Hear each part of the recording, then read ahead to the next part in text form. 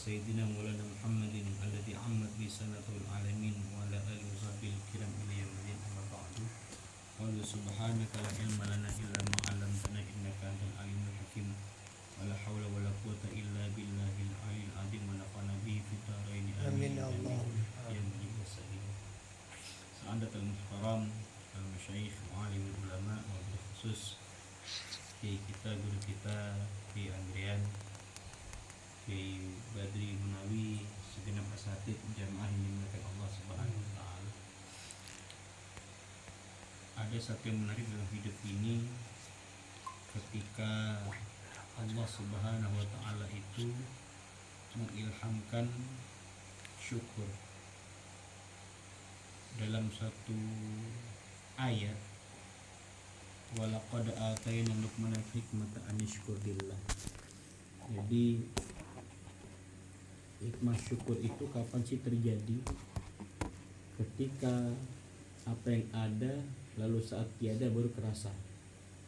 Seperti nikmat sehat itu baru terasa ketika kita sakit.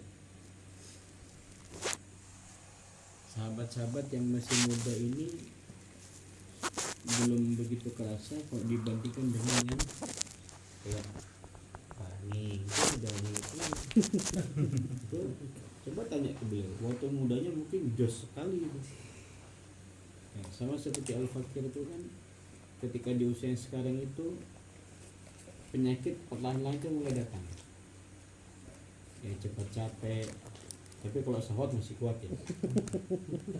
Masih kuat. Nah, hikmahnya apa? Maka benarlah ketika ihtanim khamsan qabla khamsin. Jagalah 5 perkara itu sebelum datang 5 perkara yang pertama apa?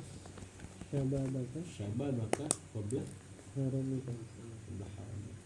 Ketika masih muda sebelum datang masa tua. Jadi makanya saya senang kumpul sama orang yang tua-tua sebenarnya. Masih muda ya. Biar saya masa muda gitu. Karena saya di Syekh Abdul Qadir Jilani kan pernah ngomong di kitab Nasaih itu kalau mau iri kepada manusia, irilah kepada 2 golongan, kepada yang tua sama kepada yang muda. Apa yang perlu diirikan? Kalau kepada yang tua itu kita lihatlah dia umurnya jauh lebih banyak, pengalaman hidupnya pasti ibadahnya jauh lebih banyak, serta amal solehnya pun pasti jauh lebih banyak. Nah, irikan kepada yang lebih muda pada sisi apa? Umurnya lebih pendek dan pasti amal maksiatnya juga lebih sedikit. Kita di tengah-tengah gitu. Dibilang tua banget enggak, karena masa amal ibadah kita enggak banyak gitu loh. Dibilang terlalu muda juga enggak juga, karena maksiat kita masih panjang gitu loh. Jadi saya ditegur kemarin sama waktu acara kan datang ke para deng-deng semua dari Mandar itu. Kenapa tidak diamalkan tarikat yang kamu pelajarin? Masih cinta dunia gitu. Masih panjang urusan dunia soalnya. Masih mikirin ustadz panggung segala macam. Nah, dalam artian itu kan candaan saya ke beliau ya, tapi saya pribadi ingin menanamkan bekal saya itu mudah-mudahan banyak gitu. Makanya banyak istri. Ini mancing. Saya nggak ada bahas ke sana loh. Mentang-mentang nih di rumahnya. Jadi kenapa saya kadang ada di sini, kadang ada di mana, kadang ada di mana? Karena ingin lewat ke motor. Orang yang saya temui itu melihat bahwasanya beliau kok di tempat ini begini, beliau kok di tempat ini begini. Jadi ada benih-benih kebaikan yang kita tanamkan di sana gitu loh. Karena kita sering Al-Fakir pernah ngomong ya, kita itu ketika meninggal pingin sekali, walaupun kita nggak tahu ya, orang itu bersaksi di hadapan Allah, si Luqman ini orang baik gitu. Beliau orang baik, beliau orang baik, Ustaz Andrian orang baik. Kalau di komunitas kayaknya banyak Ustaz Andrian daripada saya. Satu, beliau Capsek, itu terkenal si Capsek Balikpapan itu. Jadi kalau suatu saat nanti beliau ya Allahu a'lam, apakah beliau duluan saya belakangan ya Allahu a'lam kan. Terus saya batalkan beliau duluan kan nggak tahu gitu. Ustaz Badri duluan. Nah, itu sampai mandi kita gitu kan. Sampai mandi. Nah, jadi teman-teman kok ini melihat Allah ketika masa usia antum sekarang ini udah pada usia 30-an ke atas semua ya. Ini belum ini. Saya masih 20-an kayaknya masih. Nah, saya menyadari mudanya saya dulu itu tidak banyak sekali amal ibadah yang saya punya gitu. Meskipun kan alumni pondok. Jadi ketika kelas pondok itu terlebih anak pribadi ya, yang begitu di pondok itu nggak pintar-pintar amat, suka kabur, ngetek istilahnya, masifat. Udah pergaulan juga masya Allah jahiliyah malah. Proses saya jahiliyah itu malah lepas dari pondok, lucunya di situ ya. Santri jahiliyah. Dari saya SD itu sampai SMP itu nggak pernah badung ya istilahnya, nggak pernah nakal sebenarnya. SD ya pulang dari sekolah siang tidur, sore main kelereng, balik mengejar layangan sore itu, pada maghrib ngaji, nggak boleh keluar rumah pada maghrib, habis isya belajar. Rutinitas saya kayak gitu, kayak zaman anak sekarang gitu loh, diri keluar rumah jalan nggak pernah. Cuma kenapa satu ketahuan aja pas main biliar, nah itu ketahuan main biliar itu ya dimasukkan ke pondok. Coba ndak main biliar ndak masuk pondok ya, nggak ngerti pondok saya itu. Main biliar jalan kilat lagi, di jalan kilat belakang puskesmas Habib Zaki ke puskesmas belakang rumahnya itu, belakang biliar itu, main di situ saya itu. Masuk pondok maunya habis SMP, masuk pondok sudah saya. Ya ternyata Allah menakdirkan lulus pondok malah nggak alim-alim banget gitu loh. Jadi bilang kok percaya nakal lah gambarannya ya. Kenal segala macam ini itu. Jadi teringat mending jadi mantan preman atau mantan ustad jadinya. Mana baik kira-kira? Mantan preman atau mantan ustad? Dua-duanya ya. Mantan preman, mantan ustad lagi. Ya Allah ya Rabbi. Jadi antum bersyukur kalau tidak pernah menemukan diri antum pada kenakalan, bersyukur. Tapi kalau sudah pernah jatuh pada kenakalan jahiliyah, diambil hikmahnya gitu loh. Saya lulus pondok itu bekal 5 juz. Karena jahiliyahnya tadi nakalnya malah habis dari pondok, hilang semua itu. Hafalan hilang, hadis, tafsir, pokoknya ilmu-ilmu pondok hilang semua. Kapan kembalinya? Ketika proses titik baliknya. Kalau bahasa Madura bagian baratnya namanya turning back point-nya. Ngerti nggak? Ngerti? Masya Allah ngerti. Turning back point-nya. Jadi titik baliknya itu kapan? Yaitu ketika saya kecelakaan, patah kaki segala macam. Saya bilang ya Allah kenapa nggak mati aja gitu loh. Karena abah saya ngomong kamu kok masih hidup sih, itu patah kaki itu. Dan orang yang menyaksikan saya kecelakaan di tempat itu 1 Juni 2003, tempatnya Lawe-Lawe, masih ingat betul saya itu. Dia pas tinggal di Penajam itu, ini tempat saya hampir mati di sini. Dan orang yang melihat menyaksikan itu, Mas, tempat ini Mas kemarin kecelakaan orangnya meninggal. Coba dibilang kayak gitu. Ya ternyata Allah punya rencana yang baik ya, maha baik rencana Allah itu. Nikah, pisah, ketemu istri yang sekarang. Ya namanya manusia pasti ada masalah terus yang akan terus bergulir gitu. Yang penting nikmati saja. Jadi selama masih hidup ini menyesal boleh, tapi jadikan penyesalan itu sebagai ajang untuk berubah diri. Ya kalau bahasa kita namanya tobat kali ya, bahasa kita. Yang kedua, sehat sebelum sakit. Jadi saya akan pernah cerita ya, umur 40 itu saya baru ngerasa namanya gigi itu dicabut. paksa lagi, bukan dengan sukarela, paksa. Kalau sukarela kan goyang-goyang tak, ini betul-betul dibius, kerasa banget itu. Kita di pondok dulu itu kan 45 itu tuh makan telur tiap hari kadang-kadang itu. Jadi ada prinsip apa istilahnya, baidatul yawma khairun min dajjatil ghad. Telur hari ini lebih baik daripada ayam besok pagi. Kenapa telur? Karena ayam besok pagi belum tentu ada gitu. Karena adanya telur terus soalnya. Kadang ayam itu seminggu sekali, hari Jumat tok itu biasanya. Nah, baru kerasa sekarang nyentuh ini, saya makan ini bukan nggak mau guru. Karena sekarang makan telur itu udah gatal-gatal, alergi. Penyakit orang kaya yang ini. Makan telur dikit gatal gitu. Ya Allah ya Rabbi. Maksudnya ternyata imunnya ingin menggambarkan kepada kita, ganteng itu nggak selamanya, perkasa itu nggak selamanya, apalagi tangguh itu nggak selamanya, ada masanya sakit. Abah saya almarhum itu preman luar biasa beliau itu. Dulu masih mudanya mau dicari, dikejar maut itu. Begitu kena COVID, nah jemput aku sekarang nak, lo kenapa bang? Yang sebelah datang meninggal, lo takut bah lah. Dulu abah itu maut dikejar, begitu kena COVID, takut juga sekalinya abah aku bilang gitu. Ya Allah menakdirkan beliau wafat karena COVID. Jadi itulah apa yang selamanya kita anggap kita mampu, sanggup, bisa, hebat, pada satu waktu nanti kita mungkin akan merasa tidak sanggup. Kuncinya apa? Ketika pada titik kita betul nggak sanggup, ingat Allah itu selalu menemani kita.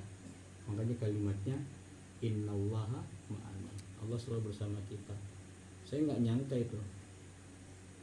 Pernah kok ngerasain hidup itu nggak ada uang spesial pun, Jay. Gimana ceritanya tuh? Nggak punya uang spesial pun. Bisa terkenal loh pada lagu ini. Yang dipanggil kemana-mana loh pada. Tapi punya uang juga nggak punya uang spesial pun. Dari mana ceritanya itu? Makanya hikmah malam hari ini tuh ada satu bacaan yang sering saya baca pada subuh itu, ternyata di beliau dibacakan tadi. Yang mana ya? Allah latifun bi ibadi. Allah latifun bi ibadi yarzuqu man yasha'u wal qawiyyu aziz. Saya dapat itu dari mana nggak tahu, lupa gurunya siapa itu. Ketemu kayak Irfan Nasim, hey, saya dengar kayak pendapat ini di mana? Oh dari sini, ijazahnya gini ini. Oh berarti bacaan saya nggak keliru dulu berarti. Sekarang dapat bacaan lagi, bacaan yang sama dari beliau. Nanti kita minta ijazahkan ke beliau. Apa makna kalimat Allah latifun bi ibadi yarzuqu man yasha'u wa huwal aziz. Jadi itu apa ya? Fadilahnya itu teman-teman, Allah kasih nikmat rezeki dari jalan yang tidak pernah kita sangka-sangka. Dengan catatan jangan berharap uang. Kalau yang persis yang saya dapat, dengan catatan jangan berharap uang. Kalau antum berharap uang pasti kecewa.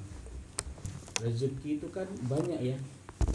Hari itu kita sehat, hari itu dimudahkan untuk beribadah, hari itu kita bertemu dengan orang-orang baik, itu rezeki. Hari itu bertemu dengan orang-orang yang menasihati kita kalau kita lagi salah. Hari itu kita, ya pokoknya hari itu dapat makan ya. Saya tidak kepikiran hari ini bakal makan, nggak tahu. Apalagi bilang mau ditraktir kopi yang di sini, wow, gas pokoknya. Saya tidak ada pernah itu padahal gitu lah. Ngopi lagi. Jadi, nah kepasrahan itu kita kepada Allah juga bagian rezeki loh. Karena ada banyak orang yang ketika Allah berikan ujian itu nggak pasrah, ngedumel, ngeluh, segala macam. Sering saya ngomongkan masalah saya bagi beliau kiai mungkin mudah karena beliau pernah menjalaninya, saya baru menjalani makanya berat. Atau sebaliknya, masalah saya merasa berat, masalah saya ringan, bagi beliau sulit berat. Apa yang saya hadapin gampang aja itu karena belum yang ngalamin. Tapi ketika mengalaminya belum tentu setangguh saya. Makanya ada lagu mengatakan andai yang kau lakukan dapat kukembalikan kepadamu, pasti kau tak akan sanggup bertahan. Ngirinya apa? Andai sakit yang kuterima kukembalikan kepadamu, pasti engkau akan lebih rapuh dariku. Belum tentu. Jadi bersyukur teman-temannya. Nikmat sehat itu luar biasa. Yang ketiga, ketika pada masa kaya sebelum miskin. Teman-teman jangan menganggap kaya ini sifatnya uang ya. Kalau teman-teman menganggap sifatnya kaya ini pada kategori uang, antum tidak akan pernah ada habisnya.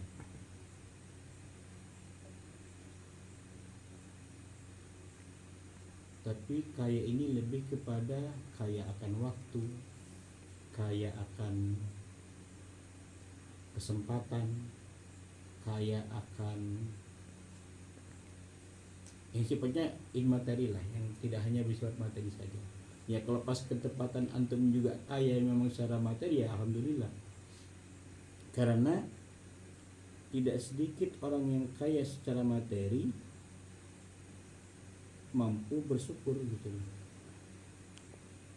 Ketika tidak punya, dia mungkin lolos dengan ujian kesabaran, lolos dia. Tapi ketika sudah Allah titipkan berupa nikmat harta yang banyak, belum tentu dia lolos dengan ujian syukur. Coba lihat sekarang pejabat-pejabat itu, kurang kaya apa para pejabat sebelum dia menjabat. Karena untuk menjadi pejabat juga nggak mungkin miskin kan, dia punya dana awal dan dia mesti orang kaya gitu loh. Nah kalau tidak dapat dengan ujian syukur, lihat apa yang terjadi, dia makin korupsi, makin menyalahgunakan anggaran. Masa beli kursi pijat sampai 125 juta gitu. Marwah Demi menjaga capek maksudnya. Sopir nyetir sendiri, udah ada sopir yang dipakai. Makanya sering saya ngomong, apa yang punya itu gunakan di jalan kebaikan. Punya motor, ya pakai aja motor dulu, nggak usah ribet menambah lagi gitu. Punya mobil satu, ya pakai aja dulu gitu loh. Gunakan dalam hal kebaikan, menjadi ridhonya Allah Subhanahu wa taala. Punya rumah satu, ya nikmati, pakai aja dulu rumah satu dulu. Jadikan itu kumpulan bekal. Punya istri satu, sudah. Nafkahi, pakai aja goyangnya. Nafkahi dulu gitu loh. Di sini kan gak ada yang berani nambah dua kan? Ada yang berani? Ya, Nggak berani kan? Masih ngomong, nggak berani sudah ya. Dulu mungkin jadi bahan goyonan kan dulu kan. Karena udah nggak berani, udah makin tua soalnya. Ya Allah ya Rabbi Muhammad Rasulullah. Nah, yang keempat, ketika kita punya waktu luang sebelum datang waktu sibuk. Saya pribadi ini kan sudah pensiun dini gambarannya, bersatu pensiun dini. Rasa kasarnya diberhentiin. Jadi banyak waktu luang, saya bingung mau ngapain tuh. Saya kadang sampai lupa hari tuh. Hari apa ini mah? Ya Allah ya, segitunya kamu melupakan hari. Tapi tidak melupakan aku kan? Ya enggak lah gitu. Karena kan dulu setiap pulang rumah itu pakai seragam baju itu kan. Dan tahu oh ini hari Senin seragamnya ini. Ya kayak jenengan gitu loh. Selasa seragamnya ini. Saya keluar rumah itu juga kadang pakai sarung, pakai kausan ngantar cucu ke sekolah. Hari tahu lihat cucu, oh hari ini hari Senin. Jadi rutinitas yang apa istilahnya ya, kata sahabat saya itu Kak Jainul Jaman itu biasa itu Ustaz, nanti antum pertama lupa hari gitu. Nanti yang kedua lupa bingung mau ngapain, karena udah biasa kerja kan. Pas ketika udah diem di rumah bengong.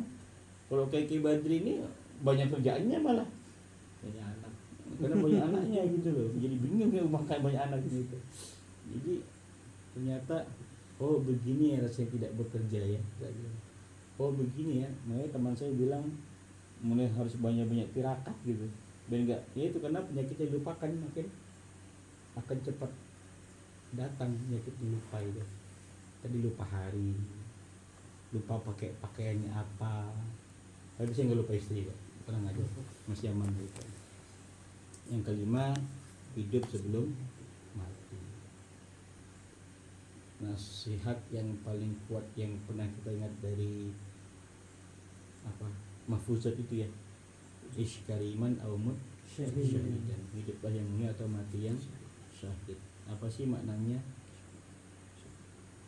Banyak berbuat kebaikan sebelum kita menyesal, karena banyak orang diberikan kemampuan untuk berbuat baik tapi nggak bisa jadi baik karena ujiannya banyak soalnya. Tapi kalau untuk masalah banyak orang mau berbuat buruk itu nggak ada penghalang. Kita itu kalau mau nakal, ini hikmah yang saya dapat, nggak tahu saya baca di mana, hikmah yang saya dapat aja sih. Kita kalau mau buat nakal itu pertama kita itu diberikan ujiannya berupa penghalang diri sendiri. Udah gak usah nakal deh, capek misalnya. Jadi diri saya menghalangi diri sendiri untuk berbuat nakal. Tapi ini ketika ini tembus pada yang kedua, objeknya. Misalnya mau nyolong sendal gitu, pas gosok di pondok tuh biasanya tuh. Nyolong sendal tuh, jangan. Objeknya tuh seolah-olah berkata jangan, nanti kasihan yang punya, nanti malah berbuat buruk kepada yang lain, ngambil sendal orang lain. Atau yang punya sendal ini objeknya ya, nanti dia malah gak pakai sendal, nanti kena paku. Itu objeknya, kehalang sama objek.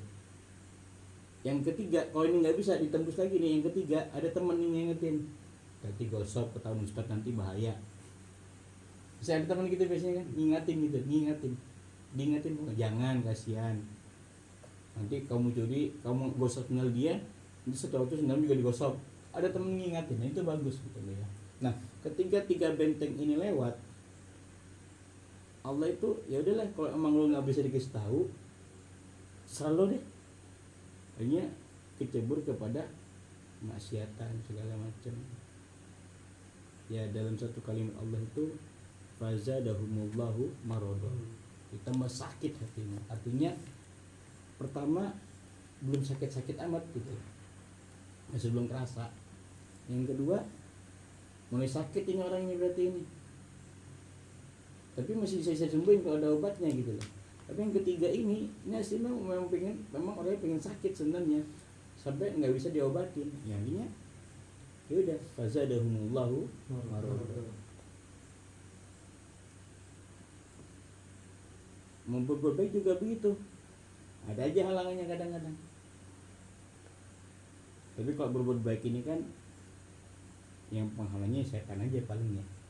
Tapi kalau berbuat buruk ini diri kita sebenarnya. Makanya di bulan puasa itu ketika setan dibelenggu apa segala macam, kata setan, gua aja belenggu udah ngapa-ngapain, manusia udah goblok memang, udah kecebur memang dalam maksiatan. Berarti emang nafsunya tinggi seperti itu. Jadi apalagi nafsu syahwat itu kan paling berat ya ketika bulan puasa kepada istri, bulan puasa yang lain-lain. Nah, jadi sahabat ini melihat Allah Subhanahu Wa Taala, nasihat ini sebenarnya hal yang biasa aja sih di antara kita. Karena luar biasa guru kita ini sudah sering nasihati kita sebenarnya. Ada kalam-kalam hikmah dari mereka yang mungkin preferensi berbeda. Ala kulli hal tetap semangat ngajinya. Saya pribadi minta maaf lahir batin, jarang-jarang kelihatan ngaji ya kayaknya ya. Kedeja kalau enggak Ki Badri 15 kah? Nggak tahu ya, capek betul Kiai. Tapi ditawari sama iya kok naik mobil Kiai, agas. Jadi itu loh, penghalang kebaikan ternyata kalau dilawan ya bisa jadi jalan gitu loh. Jadi mudah-mudahan kita berkumpul di surganya Allah SWT.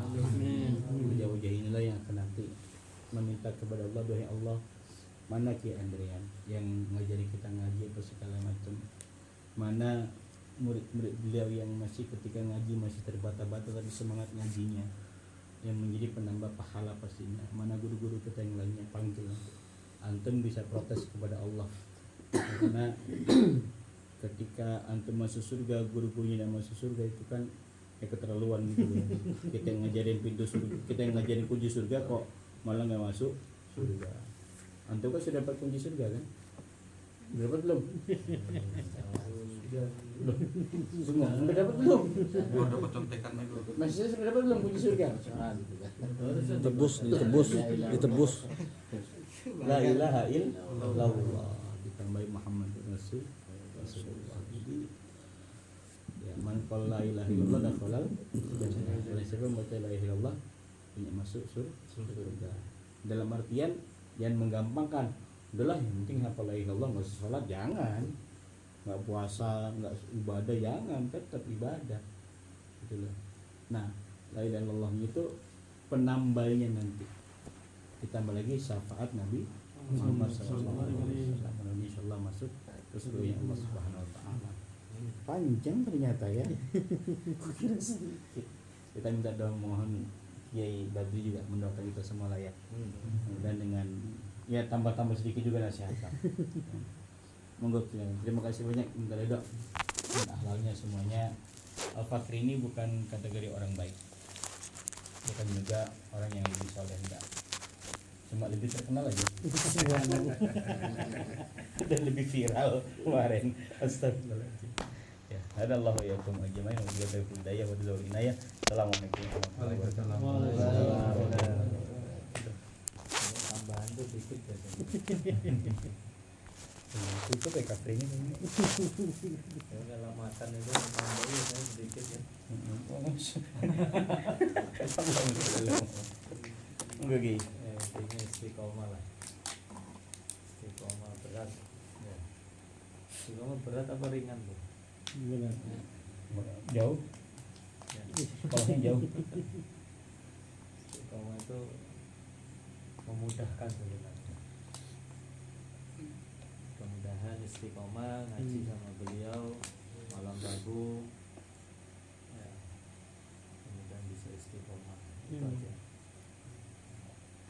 Istiqomah dalam zikir, istiqomah dalam dan hadirkan rohani guru-guru kita yang sudah ditawasul lagi, karena beliau di alam barzah itu dimensi yang lebih luas, karena mereka tidak terikat sudah. Kalau kita di dunia terikat sama sholat, wajib mencari nafkah yang halal, wajib puasa, haji kan gitu ya. Kalau orang-orang soleh yang sudah kita fatihai tawasul, mereka berada di alam barzah yang mereka dimensinya jauh lebih luas. Apalagi Nabi kita Nabi Muhammad sallallahu alaihi wasallam. Maka menghadirkan rohani guru-guru kita, insyaallah dapat madad, anugerah barokah dari beliau. Tawasul kirim Fatihah. Apalagi tadi sudah ditambah pengalaman guru Luqman. Jadi guru terbaik ada dua, murabbi sama pengalaman. Jadi guru terbaik ada dua, murabbi yang pendidik jiwa kita dan pengalaman dari manapun, mudah-mudahan manfaat. Mohon maaf. Assalamualaikum warahmatullahi wabarakatuh. Alhamdulillah. Alhamdulillah. Jadi tanya ke beliau berapa kali kok yang tuh telepon bi ibadi itu. Kalau anak pribadi